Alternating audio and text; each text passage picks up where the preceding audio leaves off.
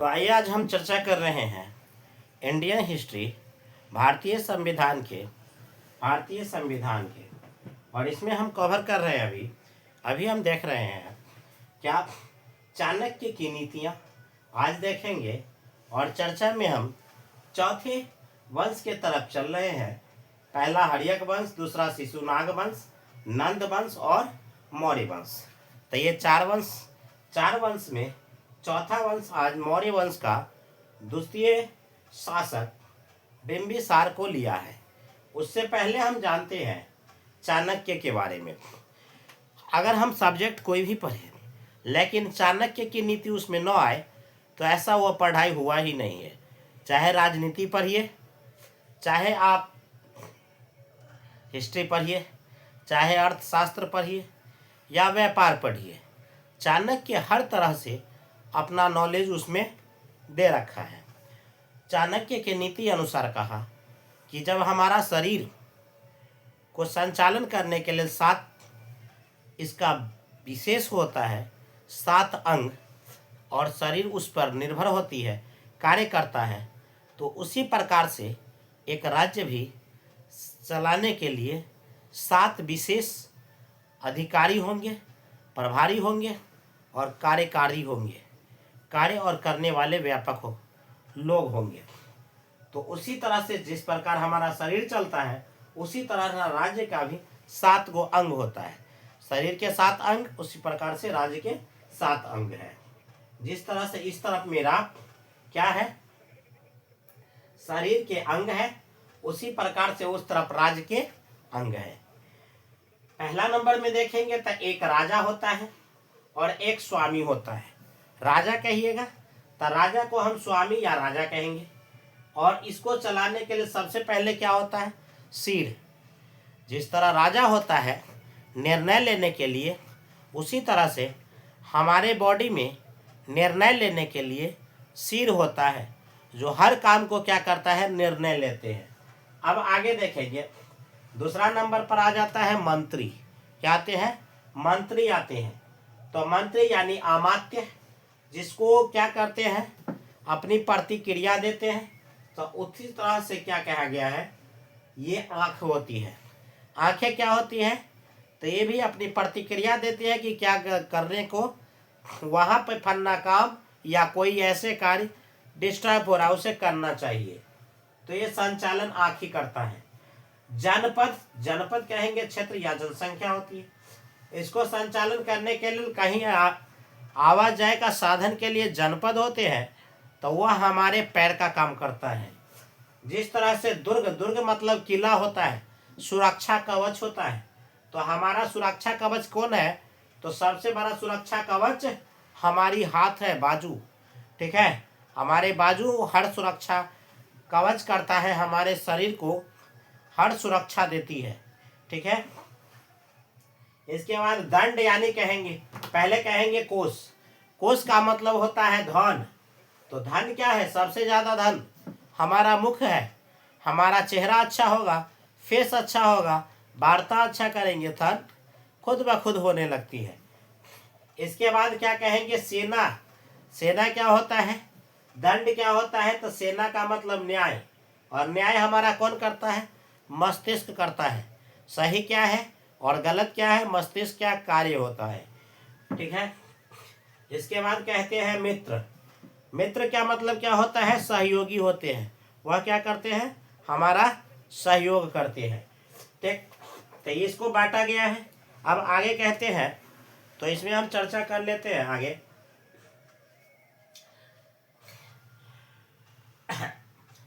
सहयोगी, अब कहते हैं मित्र का काम होता है सहयोग करना। तो हमारा सहयोग कौन करता है, हमारे शरीर का कान, किसी के बात को सुना और सहयोग किया, ये काम करने करेगी। अब कहते हैं चाणक्य का नाम विष्णुगुप्त या कौटिल्य भी होता है, यानी इस नाम से जाना जाता है। कोई चाणक्य कहता है, कोई विष्णुगुप्त कहता है, कोई कौटिल्य कहता है। ठीक है, लेकिन ये तीनों एक ही है। अब कहते हैं अध्ययन का केंद्र। इनके समय में अध्ययन का मात्र एक केंद्र था, जो तक्षशिला विश्वविद्यालय की। और यह तक्षशिला विश्वविद्यालय के आचार्य हुआ करते थे और यह जाति से ब्राह्मण थे। पहले ब्राह्मण ही तो वेदों की शिक्षा देते थे और आचार्य थे, ब्राह्मण जाति से थे। इसके बाद क्या है, चाणक्य की बेइज्जत करने वाला एक शख्स था जिसका नाम था धनानंद। चाणक्य को सहारा दिया था इनका अपना ही प्रिय शिष्य जिसका नाम चंद्रगुप्त मौर्य था, जिसको चाणक्य ने ही क्या किया था, तैयार किया था। चाणक्य का प्रिय शहर, चाणक्य का सहारा उनका प्रिय शिष्य कौन दिया था, चंद्रगुप्त मौर्य। चाणक्य के पिताजी का नाम गुण निधि था। चाणक्य के भारत का मैकियावेली के नाम से जाना जाता है। मैकियावेली, भारत का मैकियावेली चाणक्य को कहा जाता है। ठीक है, हम कहते हैं इसका रचना कौन था, तो अर्थशास्त्र के ज्ञाता कहिए, अर्थशास्त्र के ज्ञाता इनको कहेंगे चाणक्य। ठीक है, इस वंश का मौर्य शासन, इसमें मौर्य की राजनीति गतिविधियां थी, मौर्य शासन की राजनीति और गतिविधियां थी। चंद्रगुप्त मौर्य विशेष तरह की इसमें राजनीतिक गतिविधियां दिया गया है जो चाणक्य के द्वारा यानी अर्थशास्त्र में लिखा गया है। चंद्रगुप्त मौर्य को लूटक ने उसका नाम क्या था, तो लूटक इसका नाम दिया था चंद्रगुप्त मौर्य का एक्टोकटस। किसको कहा था, चंद्रगुप्त मौर्य को लूटार्क ने इनको एक्टोकटस कहा था, जबकि जस्टिस ने इसे सेंड्रोकोटस कहा था। किसको, सिकंदर यानी चंद्रगुप्त मौर्य को। यह एक विशेष राजा के उपाधि की तरह इनको दर्जा दिए थे। चंद्रगुप्त मौर्य ने 6 लाख की सेना लेकर के पूरे भारत में दिग्विजय करने के अभियान से चला और पूरे भारत की भूमि के सेनाओं को रौंद कर रख दिया था और सब जगह का इनको जीत और सफलता का श्रेय मिला था चंद्रगुप्त मौर्य को। अब आगे आ जाते हैं, तो आगे हम देखेंगे, तो आगे हमें दिखाई दे रहा है बिंदुसार। ठीक है, बिंदुसार यह काफी क्या थे, यानी बिंदुसार यह एक योग्य राजा भी थे और इनका अर्थ होता है शत्रुओं को नाश करने वाला या शत्रु विनाशक कहिए। ये शत्रु विनाशक थे, कौन, बिंदुसार। ठीक, यह चंद्रगुप्त मौर्य के पुत्र थे। चंद्रगुप्त मौर्य और दूरधरा इनकी माता थी, चंद्रगुप्त मौर्य इनके पिता थे। तो इनके चंद्रगुप्त मौर्य के ही उत्तराधिकारी बने थे। ठीक, बिंदुसार 298 ईसा पूर्व से 269 ईसा पूर्व तक इन्होंने शासन किया था। ठीक है, बिंदुसार के माता का नाम दूरधरा, पिता का नाम चंद्रगुप्त मौर्य था। ठीक है, चंद्रगुप्त के उत्तराधिकारी था, यह चंद्रगुप्त के ही उत्तराधिकारी बना था, कौन, बिंदुसार। ठीक है, क्योंकि इनका पुत्र है तो इनके पुत्र क्या बनेगा, उत्तराधिकारी बनेगा, उत्तराधिकारी बना। इनके पत्नी का नाम चेरू मित्रा और रुभदांगी था। 2 पत्नी इनके थे, एक चेरू मित्रा और एक शुभदांगी। पहले तो राजा महाराजा थे ना, तो महाराजा के 2 पत्नी थे और इन्हीं को तो इतना कौन थे, बाकी को तो बहुत ज्यादा थे। एगो अगला बिंदुसार जो पढ़े थे हड़यक वंश में, ठीक है, तो उसमें तो कितना पढ़े थे, देखने के ये थे, सबसे ज्यादा शौक था साम्राज्य का विस्तार किया था और वही सबका देन है कि सबको इतना आराम से बड़ा साम्राज्य मिलता रहा है। अब आगे देखते हैं, इनका पुत्र एगो सुसीम था, एगो अशोक और एगो तिस्य। कहा जाता है 100 गो पुत्र था इनको। बिंबिसार के 100 पुत्र थे और अशोक सम्राट अपने 99 भाई को हत्या करके और तब 100वां राजा बना था। वो 99 गो भाई को एक साथ हत्या कर दिया था अशोक सम्राट। क्रूरता की सीमा को लांघ चुका था अशोक सम्राट, हद तो पार कर चुका था ही। ठीक है, अंतकाल में उनका क्या हुआ था, हृदय परिवर्तन। तो उसको बाद में देखेंगे। आज हम पहले किसको देख लेते हैं, बिंदुसार पर चर्चा कर लेते हैं। देखिए ये बिंदुसार तो इनका क्या था? सुसीम। अब कहेंगे तो इनका दरबार में सीरिया के एक्टोस, ठीक है, बिंदुसार के दरबार में कौन आया था? तो सीरिया के एक्टोकस राजदूत को भेजा था। कहाँ? भारत में। और बिंदुसार के दरबार में अपना राजदूत दिया था। उस राजदूत का नाम डायोकस था। डायोकस, यह वही डायोकस था जिसको मेगास्थानीस के उत्तराधिकारी माना गया, कि उसके स्थान पर वही चला गया, मेगास्थानी चला गया और ये आया था, तो इसका उत्तराधिकारी माना गया था। डायमेकस को उत्तराधिकारी मेगास्थानीज के माना गया। सीरिया से इन्होंने मीठी शराब और अजीमा, क्या मांगा था? अजीम, मीठी शराब, ठीक है, मांगा था और तथा अजीम मांगा था, जिसके कारण चंद्रगुप्त यानी बिंबिसार को एक बार इसकी अनुमति मिला और कहा आप इसे जितना पीना चाहे, यूज करना चाहे, इस्तेमाल करना चाहे, एक बार कर सकते हैं, लेकिन हम बार बार व्यापार नहीं करेंगे और इसका व्यापार, मीठी शराब का और हिमा का व्यापार हम नहीं करेंगे। तो सीरिया के सम्राट ने इनको मना कर दिया व्यापार करने से। ठीक। इसके बाद कहा गया मिस्र के राजा फिलाडेल्फ ने राजदूत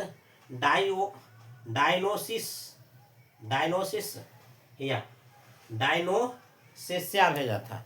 डायनोसिस क्या भेजे थे? वह अपना राजदूत भेजा था मिस्र के राजा का नाम क्या था? फेलाडिला। ये इसको अंडरलाइन कर दीजिए, याद रहेगा। इनका राजा का नाम क्या था? फेलाडिला। यह अपना राजदूत भेजा था, क्या? डायनोसिस को कहाँ भेजा था? तो भारत भेजा था। किसके यहाँ भेजा था? बिंदुसार के यहाँ। क्या करने के लिए भेजा था? राजदूत के रूप में भेजा था। ठीक है। इसके बाद बिंदुसार के समय में कश्मीर में 2 बड़े दंगे हुए थे। बिंदुसार के समय कश्मीर में 2 बड़े दंगे हुए थे। यह दंगा कहाँ पड़ता है? तो कश्मीर यानी तक्षशिला के क्षेत्र में पड़ता था। और 2 दंगा हुआ था, जिस दंगा में वहाँ के राजकुमार कौन था? सुसीम यूँ कह लीजिए वहाँ के शासक था। लेकिन उनसे वह दंगा दबाया नहीं गया, क्योंकि जो अपनापन की भाव रखता है, अहमियत कम देता है, भाव ज़्यादा, उससे समाज और दुनिया नहीं चलता है। कोई क्रूर इंसान ही अच्छे राजा साबित होते हैं। ठीक है। और ज़्यादा योग्य माने जाते हैं। क्रूर इंसान ही अच्छे और योग्य राजा माने जाते हैं। तो बिंदुसार ने यानी सुसीम से वह दंगा शांत नहीं हुआ, तो उसको बुला लिया गया और अवंती में रख दिया गया। और अवंती के राजा जो उस समय राजकुमार, इनका छोटा बेटा था। सुसीम बिंदुसार का सबसे बड़ा पुत्र हुआ करते थे। और चंद्रगुप्त यानी क्या कहें, ये अशोक सम्राट जो थे, यह बिंदुसार के द्वितीय पुत्र थे। ठीक है। बिंदुसार का जो जन्म हुआ था, तो इनकी माता दुर्धरा की मौत हो गई थी। ठीक है। इसलिए मौत हो गई थी क्योंकि जब बिंदुसार का जन्म हुआ था, तो उनके माता के शरीर में, पूरे शरीर में बिंदु टाइप का निकल आया था, जिसको आजकल हम लोग चिकन पॉक्स कहते हैं। ठीक है। या बुढ़िया मैया कहते हैं, माता रानी कहते हैं। चिकन पॉक्स वास्तविक उसका नाम होता है। तो उस समय चिकन पॉक्स हो गया था, और जिसके कारण इनकी माता की मर गई थी और बिंदुसार का जन्म हुआ। तो उसके बिंदु होने के कारण इसका नाम क्या पड़ा था? बिंदुसार पड़ा था। किसका? इनके पुत्र का, सिकंदर यानी चंद्रगुप्त मौर्य के पुत्र का नाम बिंदुसार पड़ा था। अब इनका बिंदुसार का जो छोटका बेटा था, ये बड़ी खतरनाक था। छोटा बेटा यूं भी कहा जाता है कि खतरनाक होता है, और इहो बहुत ज़्यादा खतरनाक थे। खतरनाक में कौन? अशोक सम्राट नामे से अशोक है इसका, तो क्या न करेगा वह? दुश्मन को तो शोक लेगा ना। जिसका नाम अशोक होता है वह दुश्मन को शोक लेता है। अतः अशोक का कोई शोक करने वाला नहीं होता है, इसलिए इसे अशोक कहा जाता है। और यह क्या हुआ? अशोक के बाद कोई शोक नहीं करता, इसी का नाम अशोक होता है। ठीक है, यह शास्त्रों में ऐसा कहा गया है। ठीक है, तो अशोक सम्राट जो थे, इनके 99 भाई की हत्या करके राजा बने थे। तो उसको हम अगले क्लास में देखेंगे। फिलहाल हम क्या देखते हैं अभी, तो अशोक सम्राट इतना क्रूर था कि इसको अवंती से उठा करके कश्मीरी दंगा को दबाने के लिए बिंदुसार कहा था, और जैसे वहाँ कहा गया पहुँचा, बिंदुसार के कहने पर वहाँ के शासक को यूं दबा दिया, और वह ऐसे दब गया, वहाँ का शासन ऐसे दबा दिया इतना क्रूरता से कि अब दंगा करने वाला का था टॉर्च, एक तरह से जैसे योगी जी टॉर्च ऑपरेशन चलाते हैं ना, उसी तरह से वह टॉर्च लेकर के दंगाइयों को खोज खोज करके, और उसके घर में, गली में, वन में, जहाँ भी है, खोज खोज करके अब मार दिया, खोज खोज करके मार दिए थे, और एक भी दंगाई बचा नहीं। ठीक है, और वैसे भी सदियों से रहा है, कश्मीर दंगाइयों का अड्डा रहा है, क्योंकि मेजॉरिटी में वहाँ क्या है, कश्मीर कहिए, पाकिस्तान कहिए, मेजॉरिटी में वहाँ मुसलमान हैं, और जहाँ मुसलमान होता है वहाँ दंगा कोई बड़ी बात नहीं होती है। दंगा हमेशा कहाँ होता है, जहाँ मुसलमान होता है। अब रीजन कहिएगा ये ऐसा क्यों होता है, क्योंकि ऐसा इसलिए होता है क्योंकि जब भी ज्ञान की कमी होगी तहाँ लोग विवाद ज़्यादा करेंगे। विवाद वहीं पर कम होता है जहाँ पर लोग इग्नोर करके चलते हैं। इग्नोर का मतलब होता है कि मोटा मोटी बात को समाप्त करके चलते हैं, और थोड़ी सी बात के लिए जो विवाद खड़ा कर दे, वहाँ पर दंगा होना कोई बड़ी बात नहीं होती है। इसलिए अशोक सम्राट के शासनकाल से ही, उससे भी पहले से, तक्षशिला आज से नहीं सदियों से है, और तक्षशिला में आंभिक हुआ, सिकंदर आया, चाहे पोरस हुआ, हमेशा से अशांत जगह रहा है उस समय से। ठीक है, आज से लगभग 2500 साल पहले, 2500-3000 साल पहले की बात है। उस समय भी वह क्या था, तो उस समय भी यानी 2500-2600 साल पहले भी वहाँ दंगा हुए थे, और आज भी दंगा वहाँ हो रहे हैं।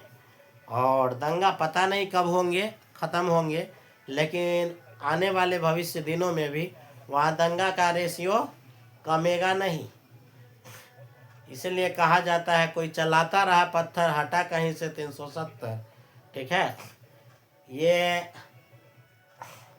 कहने के बात है, और ये वास्तविक बात है कि पत्थर की मार और लाठी की मार से सबसे बड़ी मार कलम की मार होती है। अंग्रेज ने आया था कलम से मारने, और कलम से ऐसा मार के गया कि हम लोग की मानसिकता को बदल दिया, और कहता है तुम हथियार से हमें मार रहे हो और हम तुम्हें ज्ञान से मारेंगे।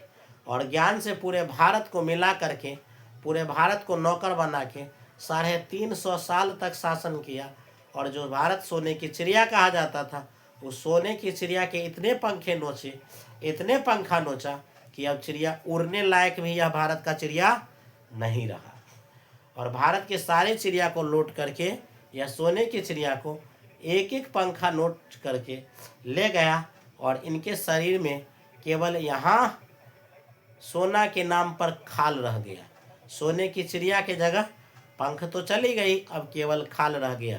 खाल के रूप में हम इंसान रह गए। भारत में आज अगर कुछ है तो क्या है, केवल मानव है, और मानव में अगर है तो क्या है, बेरोजगार है।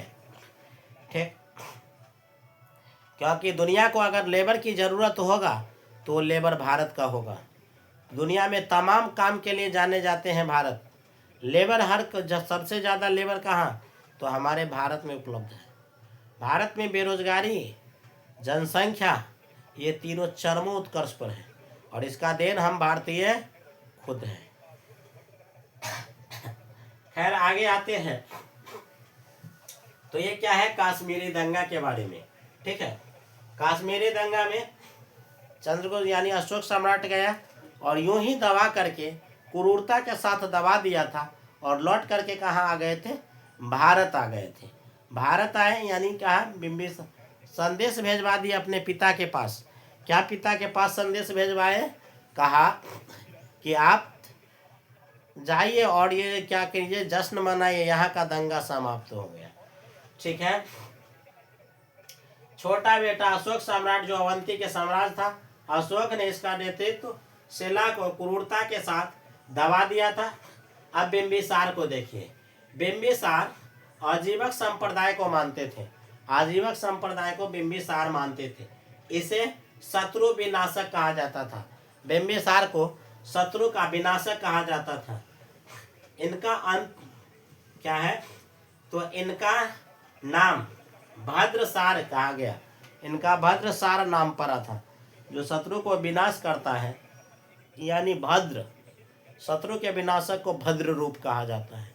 ठीक है, वह भद्र का रूप धारण किया था, इसलिए भद्र रूपक कहा जाता था। यह जैन धर्म में इसे सिंहसेन, जैन धर्म में इसका नाम दिया था सिंहसेन कहा गया था। ठीक है, अपने शासन में इन्होंने क्या किया था, अपने शासन के क्षेत्र में इसका विस्तार नहीं बल्कि सफलतापूर्वक रहा है। इसका शासन विस्तार तो नहीं हुआ लेकिन शासन एकदम सफल शासन किया था, क्योंकि क्षेत्र तो बहुत बड़ा ही था लेकिन उसे संभालना भी एक बड़ी बात होती है, और यह उस क्षेत्र को बड़ी बात होती है जिसे यह अच्छे से संभाले थे, संचालन किया। इसके इतिहास में इसके पिता का पुत्र या पुत्र का पिता नाम दिया था। ठीक है, इसके उपमा दिया था। और इस वंश का अगला शासक अशोक हुआ था, जो कि 99 भाइयों को हत्या करके राजा बना था। क्योंकि ये किसी गुप्तचर के द्वारा कहा गया कि तुम्हारी माता को तुम्हारे भाइयों ने हत्या कर दिया। वह आया गुस्से में आग बबूला होते हुए, आओ देखा न ताओ, और 99 भाई को फिनिश कर दिया। जिसके कारण क्या हुआ, ऐसा कोई पहली बार हुआ कि 99 भाई को मार करके राजा बना था। कौन, यही अशोक सम्राट थे, जिसको अशोक सम्राट कहा जाता है। राजाओं के राजा जो होता है उसे महाराजा कहते हैं। और उस समय महाराजा और महाराजाओं में एक महाराजा थे, ये अशोक सम्राट थे, सम्राटों के सम्राट थे ये। तो आज हमने बात किया कौन, मौर्य वंश के द्वितीय शासक बिंदुसार के बारे में। अब अगले क्लास में हम एक अगले शीर्षक को लेके आएंगे जिसका नाम होगा चंद अशोक, और अशोक का हृदय परिवर्तन, अशोक का शासन, क्रूरता, प्रेमता, शालीनता, बौद्ध और संगीत, ये सारे पर हम अगले क्लास में चर्चा करेंगे। तब तक के लिए इसका आप एक स्क्रीनशॉट ले लीजिए और इसे ज़रूर देखा कीजिए, एक बार इसे लिख लिया कीजिए कॉपी में नोट्स बना करके, और लिखने के बाद इसे देख लीजिए। आपको हद तक इंटर एग्ज़ाम हो, कॉम्पिटिटिव एग्ज़ाम हो, या फिर आप ग्रेजुएशन का एग्ज़ाम दे रहे हैं, पेपर ऑनर्स पेपर में आ जाए भी तो मेजर पेपर में ज़रूर आएंगे। तो इसलिए कहा जाता है कि इतिहास पढ़े और मौर्य वंश न आए, ऐसा हुआ नहीं है। इतिहास में मौर्य वंश का सबसे बड़ी भूमिका रहा है। ठीक है, और मौर्य वंश से क्वेश्चन न पूछे इतिहास में तो पहली बार देखने को ऐसा मिलेगा, क्योंकि मौर्य वंश सबसे चंद मौर्य है, सरमौर है, इतिहास का मोर है। मौर्य वंश ही इतिहास का मोर है। ठीक है, इसलिए मौर्य वंश का आप जरूरी से पढ़ा कीजिएगा। तब तक के लिए चलते हैं, हमें इजाज़त दीजिए। जय हिंद।